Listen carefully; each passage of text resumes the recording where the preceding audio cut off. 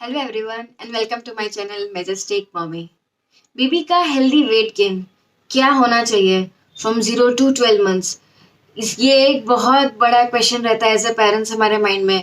हमें हमेशा लगता है कि हमारे बेबी का वेट कम बढ़ रहा है या जितना जो डेवलपमेंट होना चाहिए उसके हिसाब से उसका वेट उतना बढ़ नहीं रहा, उसका उतना डेवलपमेंट नहीं हो रहा है। बेबी का जो वेट गेन का पूरा प्रोसेस है फ्रॉम 0 to 12 मंथ्स, उसके पीछे कुछ साइंटिफिक और टेक्निकल रीजंस होते हैं, कुछ फैक्ट्स एंड फिगर्स होते हैं जो एज अ पेरेंट हमें मालूम होना चाहिए। तो वीडियो एंड तक जरूर देखिएगा। होपफुली मैं आपके सारे जो क्वेश्चंस होंगे माइंड में वेट के रिलेटेड उसके आंसर देने की ट्राई करूंगी। और हाँ, अगर वीडियो पसंद आए तो do like share and subscribe to Majestic mommy.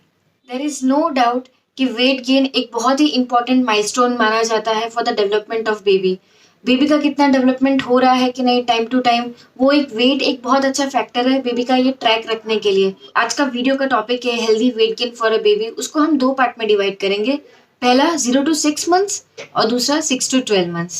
Baby का फर्स्ट जो वीक होता है आफ्टर बॉर्न, उसमें उसका वेट 10% तक कम हो सकता है। जैसे कि मैंने बताया, अगर फॉर एग्जाम्पल उसका वेट 3 kgs है तो 10% के हिसाब से 0.3 ग्राम उसका कम होगा। दैट मीन्स उसका वेट 2.7 kgs तक जा सकता है फर्स्ट वीक के अंदर। 2.7 kgs से कम नहीं होगा, 2.7 to 3 के बीच में रहेगा। पर उससे कम होता है तो आपको डॉक्टर को कंसल्ट करना चाहिए। बेबी का जो ये वेट लॉस होता है उसके पीछे काफ़ी रीजंस होते हैं। शॉर्ट में अगर हम समझने जाए तो बेबी जब हमारे वूम में रहता है, हमारे पेट में रहता है, तब वो एम्नियोटिक फ्लूइड के अंदर रहता है। एक पूरा फ्लूइड एनवायरमेंट होता है, उसके अंदर रहता है। और जब वो हमारे ये ड्राई एनवायरमेंट में आता है तो ऑब्वियसली उसका वेट लॉस होता है। सडन एनवायरमेंट चेंज की वजह से बेबी का वेट लॉस होना नॉर्मल है। फिर 6 मंथ्स तक, अप टू 6 मंथ्स, बेबी का वेट डबल हो जाता है। फॉर एग्जाम्पल, अगर बेबी का बर्थ वेट 3 kgs था तो up to 6 months baby 6 kgs का हो जाना चाहिए। शायद आपने काफी आर्टिकल्स या कोई वीडियोस में देखा होगा कि बेबी का वेट एवरी वीक इतने ग्राम बढ़ना चाहिए। पर अकॉर्डिंग टू मी इतना ज़्यादा स्ट्रेस लेने की कोई ज़रूरत नहीं है कि आप हर वीक बेबी का वेट चेक करें।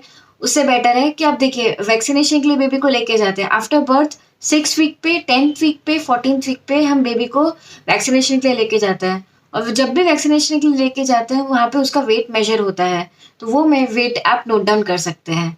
फिर दूसरा क्वेश्चन आता है कि अभी जो वेट आपने मेजर किया है उस वो एज पर स्टैंडर्ड ग्रोथ हो रहा है कि नहीं, वो आप कैसे चेक करेंगे। तो उसके लिए मोस्टली डॉक्टर्स एक ग्रोथ चार्ट देते हैं।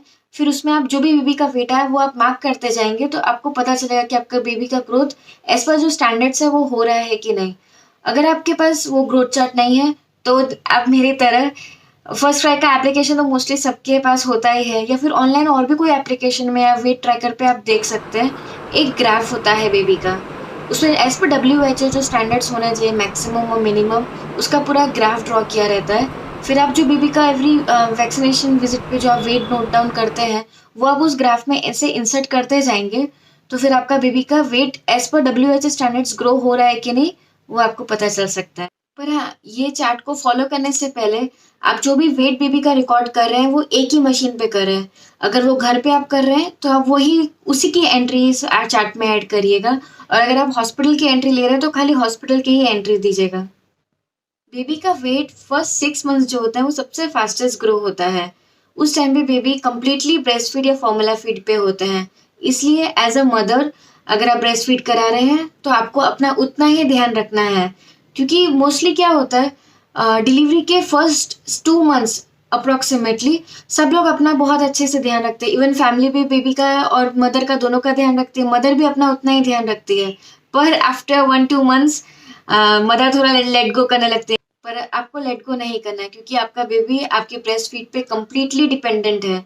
जब तक आपका बेबी आप पे कम्प्लीटली डिपेंडेंट है आपको अपना भी उतना ही ध्यान रखना है। अगर ये वीडियो कोई फादर देख रहे हैं तो मैं उनसे रिक्वेस्ट करती हूँ कि आप अपने बेबी का जितना ध्यान रखते हैं आपकी वाइफ का भी उतना ही आप ध्यान रखिए, उनको भी उतने ही केयर की ज़रूरत है।